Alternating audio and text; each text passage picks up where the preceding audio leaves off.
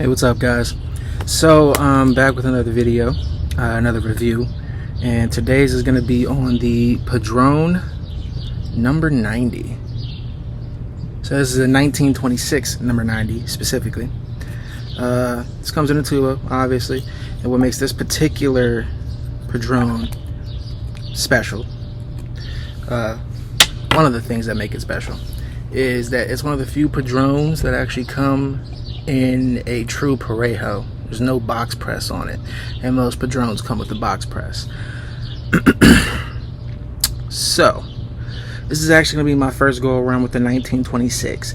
I'm actually not that experienced with Padron to begin with. I've had the 3000 series Maduro.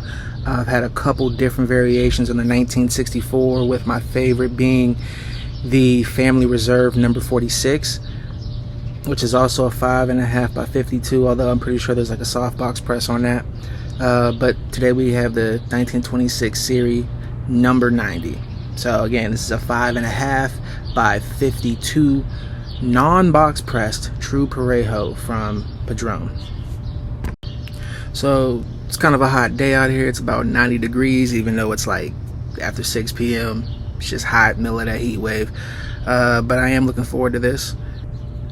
This particular Padron, I'm not sure if it's unique to just this exact Vitola, this exact, the number 90, or if it's with all the 26 series.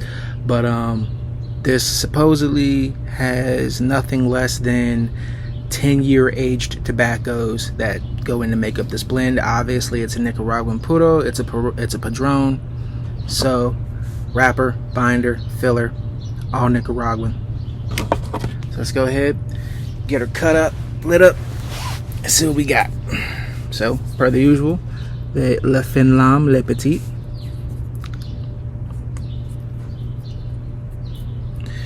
Pretty sure I mentioned in a video before, I just love a straight cut. That's my preference. Like, I occasionally do something different, but most of the time, nice straight cut. Beautiful cut.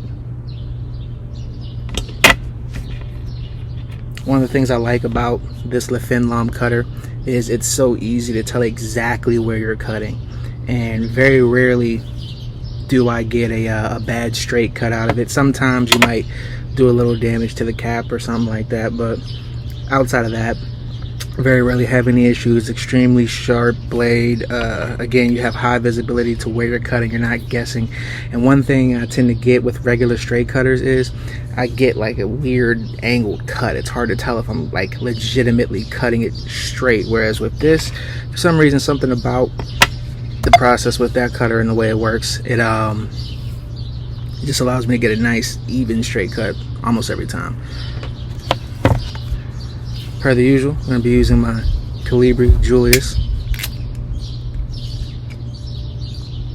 It is a bit windy out here, so I may end up using my torch lighter, but we'll see.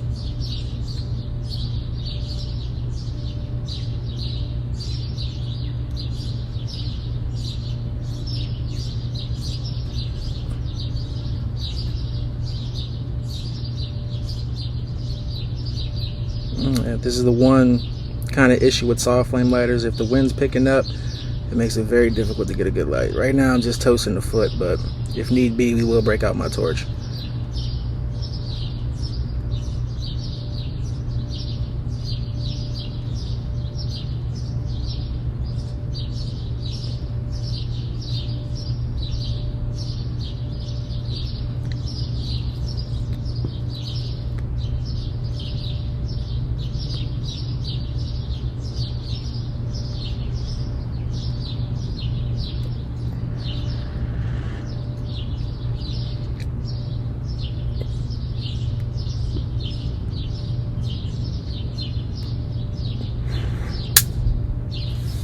I think we got her. Alright. Not the absolute best light, but not a bad light either, given the circumstances.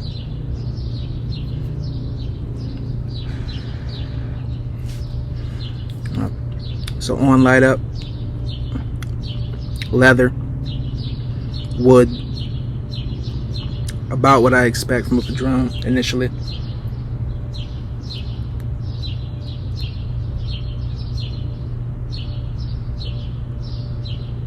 Yep, leather, wood, almost like a faint peanut butter note.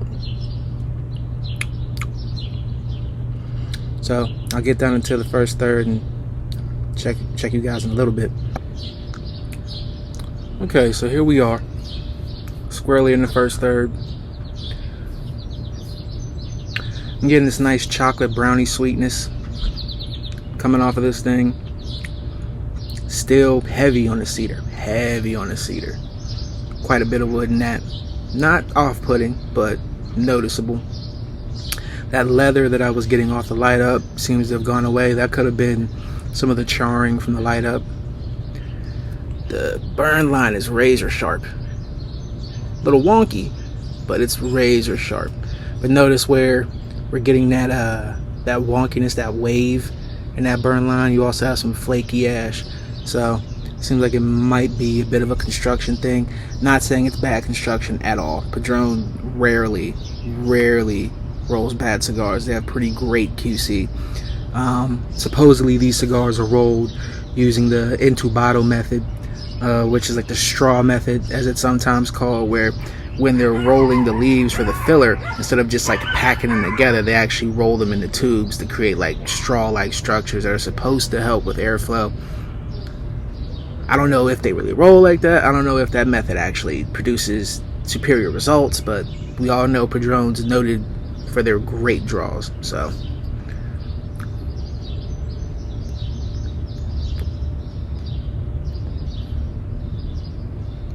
this is no exception. Extremely smooth cigar. There is some spice, but it's almost exclusively on a retrohale. I don't get really any pepper or any spice off the palate. But on retrohale, I do get just a little bit of spice stinging my sinuses somewhat.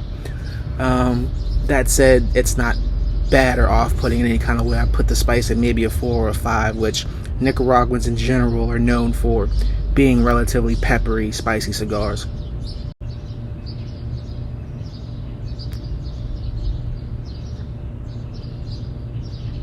So I'm still getting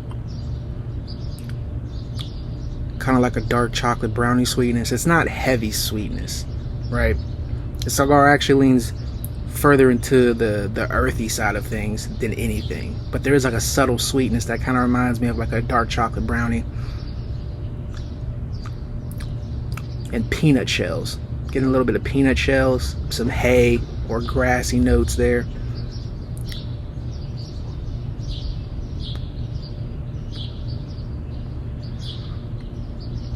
Overall, it's just an enjoyable cigar. Pairing this tonight, well, you can see it's bright out here, but it's about 6:30 p.m. Pairing this with some Barrel Craft Spirits Barrel Bourbon Batch 35. One of my favorite personal batches, especially to go with cigars. It just seems to complement really well. So I'm gonna go ahead and smoke it down some more and let you guys know what I think.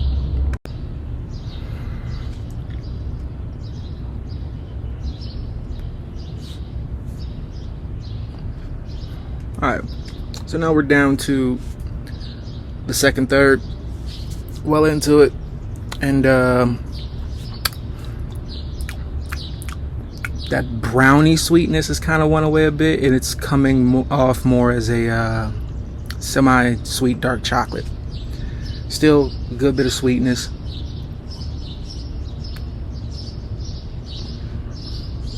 Still leaning heavy into the earth. Tad bit of peatiness. That's my favorite personally.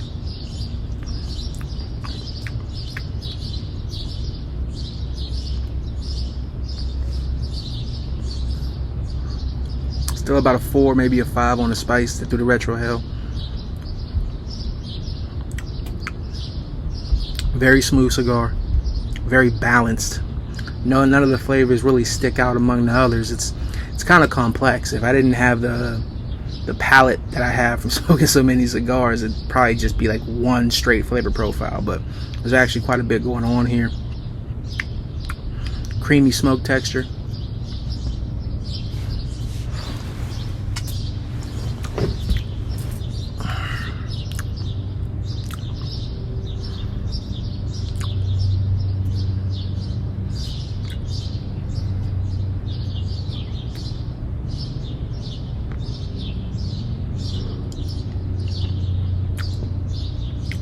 Yeah, semi-sweet dark chocolate, little red pepper, earth, peat. Highly enjoyable cigar. So we're back here halfway through the second third. This thing is complex, man. It's bouncing back and forth a lot. It's a very smooth smoke and it is very balanced. But some puffs it's semi-sweet dark chocolate. Some puffs it's like a brownie type sweetness.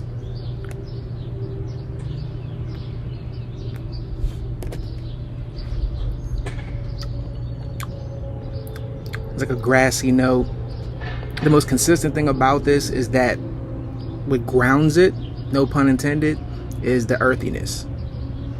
There's this overarching earthiness that dominates the palate on this, and it's not like a dirt earthiness or the type of earthiness that, you know, it's just like boring and bland. It just kind of grounds all the flavors.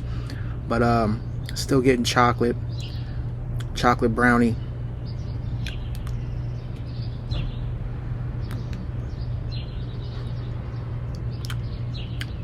Occasional hit of pepper, but not an overwhelming hit, just enough to kind of, again, balance it out and give it like a nice well-roundedness. So this thing is full flavored. I put the strength somewhere between mild to full as far as like the nicotine. It's definitely a full-bodied smoke though. Ash, not super compact, relatively flaky, gets to about an inch and kind of falls off on its own. It's not a bad thing. Alright guys, so we're well into that final third, and not much has changed.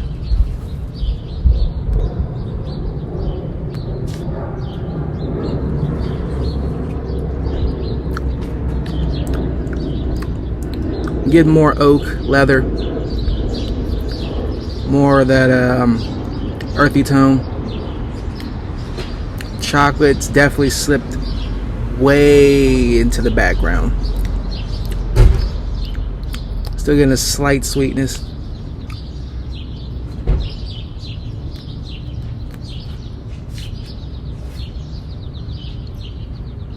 Red pepper's ramped up a little bit. Still an enjoyable cigar, still plenty of smoke, still burning well. Getting up to that primary band now.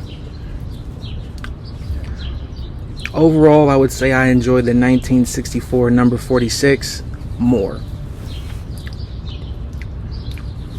I think that was a better cigar from start to finish. Although this is not bad by any stretch of the imagination. This is a really good Padron. Or should I say a really good cigar. Still enjoying myself. And here we are, into the final third.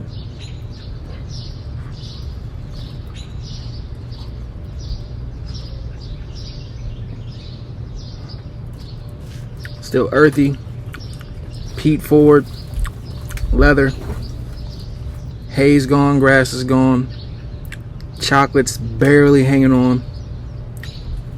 Overall, not a bad smoke.